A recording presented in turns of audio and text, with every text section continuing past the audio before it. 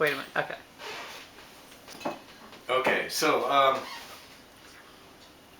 welcome to another episode of the Ninjutsu podcast. I'm your host, Don Rowley. I've had a few drinks, and this time around we are going to examine the Japanese writing system while I drink some more. Okay? So this might be interesting. This might be a disaster. Might be an interesting disaster. So let's continue on. Now, first of all, the thing you need to understand about the Japanese writing system is the way that the Japanese language works. Okay, so by that I mean like there are 5 vowels: a, I, u, e, o, and that's it. Okay, so it's not like is it A for an apple or is it A as in father? Okay, it's a, I, u, e, o, and that's it. You don't have to worry about really weird things. In many ways, Japanese is very logical. In many ways, it's not. But of course, we English speakers can't throw any stones. I mean, we park in a driveway and drive in a parkway. It's a pair of panties, but only one bra. Things don't make sense, okay? So like, I like salmon, I like catching salmon, I like eating salmon. But, like, you don't slaughter pork. You slaughter pigs to have pork, okay? Language is weird. I mean, really weird, okay? And the Japanese have a different type of weirdness. And with the writing system, this is especially so. Now again, I, U, E, O, and vowels are the only things, except for one exception, that can be on their own. Consonants always have to be followed by a vowel, except for one exception. So you can't have k by itself. You can double up a k sound, like iku, ite, like that, but you can't just have k. You just can't have t. You can't say okay. It's got to be like a consonant that has to be followed by a vowel. So you can have ka, ki, ku, ke, ko. Again, a, I, u, e, o. So ka, ki, ku, ke, ko. That's fine. The exception that I mentioned is n. So n can, so a word can end with n. It can't end with like a k. So, and even then it kind of gets a little weird in that the n sound changes to an m sound in front of an m, a p, or a b. And this causes a problem when you're translating stuff or talking about stuff, because nimpo, it's not ninpo, it's nimpo. But if you're going to talk about the nin of nimpo, it sounds weird. And you just can't write it like that. So, again, I keep it like, I write it N-I-N-P-O instead of N-I-M-P-O. But you hear about, like Shorinji Kenpo or Shorinji Kenpo. Well, it's written Kenpo, it's pronounced Kenpo. And most Japanese don't understand this. They're going like, no, it's the same thing. And then you spell it out and you're like, it's Kenpo, not Kenpo. And they're like, oh wow, okay. They never thought about that. It's just like really weird, okay? Oh, I might pay for that. Okay. Anyways, so now here's where the problems come in, okay? So again, ka, ki, ku, ke, ko. That's the way it is. But the next line, ta, ta, that works. But it's not. There is no T sound in Japanese. They don't say T. It's chi, as in chi no kata. So instead, and there's no tu sound in Japanese. It's tsu, as in ninjutsu or taijutsu. So it's tachi, tsu, te, to. And so these are the exceptions, okay? And there are ways of writing T in their language, but they got to really kind of do a lot of workarounds. So unfortunately, what this means is that if you see certain words, basically what they do, there's what's called the national system and the Hepburn system. And the Hepburn system is what most of us learn because it's written the way that it's actually sound. You don't have, it's CHI. So you say tachi, Japanese type of sword, tachi, and it's CHI, T-A-C-H-I, tachi. And that makes sense. Unfortunately, the Japanese school system goes with the national system, where they just say, okay, so we're going to have a column here of all the consonants and a column here of all the vowels. So it's going to be ta, ti, tu, te, to. And it's like, that doesn't work. But they don't care. It's the government, okay? Who cares?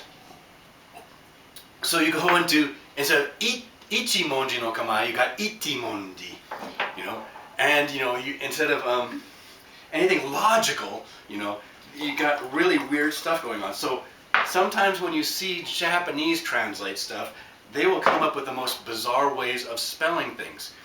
And again, I want to talk about how the Japanese writing system, again, you can't have, you know, you can double up, but you can't have a consonant on its own. So when you hear that McDonald's in Japanese is spelled Makudonarudo, well, yeah, M-A, okay, that's fine right there. It's a consonant followed by a vowel, but you can't have Mac. It's got to be Maku. Do, okay, fine. Na, fine. Again, the last LD can't be on their own. So it's Ru, you know, Do.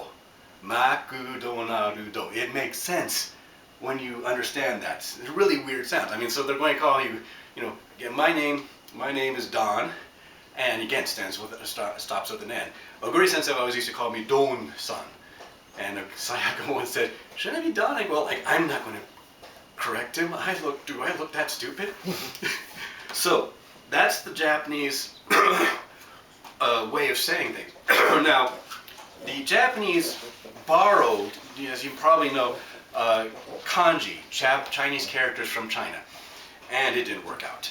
Okay, the two languages, the two ways of doing things are totally different. Okay, so Japanese is like ours, in which intonation really doesn't make a difference. And when we use intonations, it's more like for a question.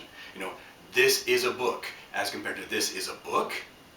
That's how we use it. We don't use it for like that. Chinese, Mandarin, and Cantonese have rising and lowering schedules. So they can have the same word, but just depending on whether they go up or whether they go down or whatever. I don't understand it. I tried speaking a little bit of Cantonese when I went to Hong Kong. It kicked my ass, and I learned Japanese, so I'm no slouch. But because of that, the way of, you know, pronouncing things, again, the Chinese can understand this. When they try to teach the Japanese, it really didn't work out well. So you had a whole, like a century, I think it was, where you had a whole bunch of men trying to use writing in very bad Chinese, trying to get by, until they came across, I think I wrote this down, a couple of writing systems, okay? One's called hiragana and one's called katakana. And like, I wrote this down again.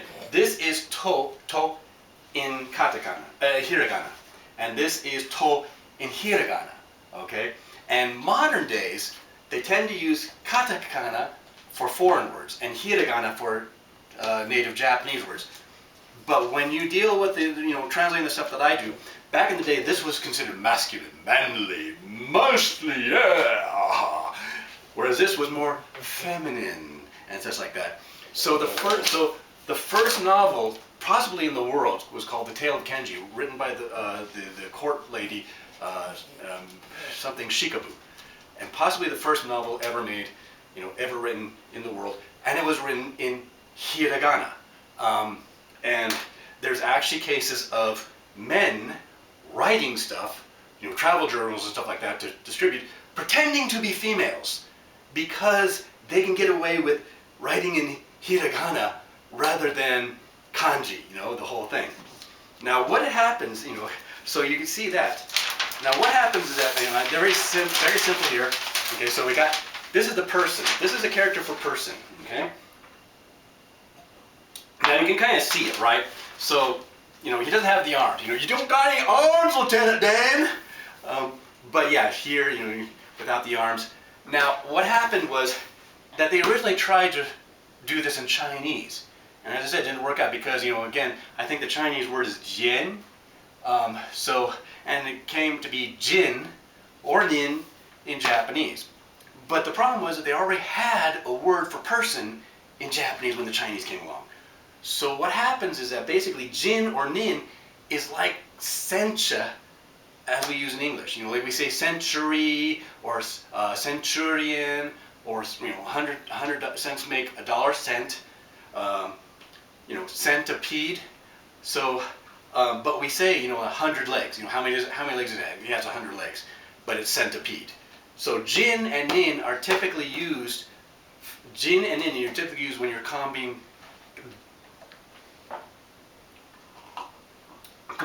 other words. Okay, so it's like a Chinese person is Chugoku Jin. Japanese Nihon Jin. Americans are America Jin. Okay, so you know, but the problem is, again, there's maybe 5 different ways of saying Jin in Chinese.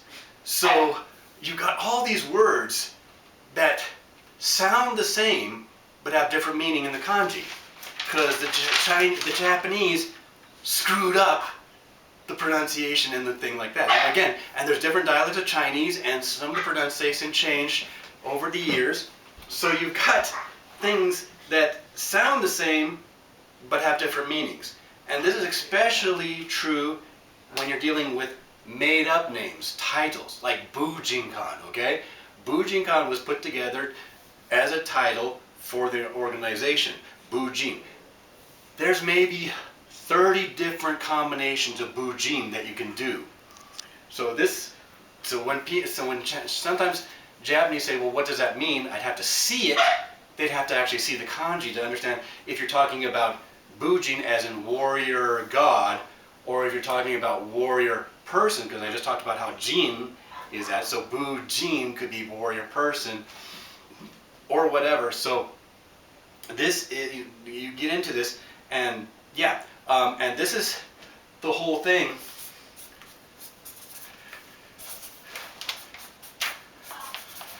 You know, but yeah, so they started out, you know, again, so, but they started out with kanji, and they tried to use kanji, and they came up with this god-awful abomination called kanbun, where it's like, okay, so this is how we're going to write it, and they're going to put little notes to the side of it saying, in this order, but they're not going to put it in the order. They're just going to say, okay, go back 3 or whatever. And then when hiragana, katakana came along, you know, of course, the obvious question you're saying, why didn't they just get rid of kanji? Well, they could have, but no! No! They want to mess with the people learning the goddamn language! They're, centuries ago, they're going to be people moving here, and we're going to screw with them, and they're not going to be able to tell, because there's 2,000 kanji that you need to learn to function in Japanese society. 2,000! There's like 5,000 in Chinese. I don't know how they do that. But it's like, yeah, you got to learn them if you really want to learn Japanese. If you're learning Japanese, start learning kanji after you learn hiragana and katakana. But again, so from right here, this whole thing, shinobi no mono, okay? So this by itself, this is hiragana, okay? This makes it shinobi no mono. If you get rid of this and put these together, you get ninja. Again, the nin and the ja are kind of like the Latin forms that we use in English. And that's how it's used. Think of it like that. And of course, there are exceptions. I mean, there are times when you put 2 characters together, and yes, they both use what's called the kunyomi, which is the terms that they had before the Chinese came along, instead of the onyomi, which is the fucked up Chinese over the centuries. And sometimes they even like the first part, very rare, the first part will be like onyomi, the second part will be kunyomi. They do this just because they hate us! But, so that's a situation. If you want to understand Japanese, again, if you say Bujinkan to someone, they aren't going to know what it means. It's a title, it's a proper word, and until they see the characters, they won't know what it is. And some of these words, some of these kanjis, have got like 17 different ways of saying things. I mean, like, there's one, come on. Okay, so this is to live, okay? The verb to live is ikiru. There's also other words. This is also, is it giving birth? But yeah, but this is also sei. This is person. So this is the sei of sensei. This is also nama. Nama meaning draft beer. So if you go into a bar and you see this character, draft beer. How draft beer relates to living or being, or being a sensei, I don't know. This is the Japanese. Ask the Japanese. They don't know the questions, and they resent being shown that they don't know the question, because they're supposed to know, and when you rub their nose in it, they resent it. But, anyways,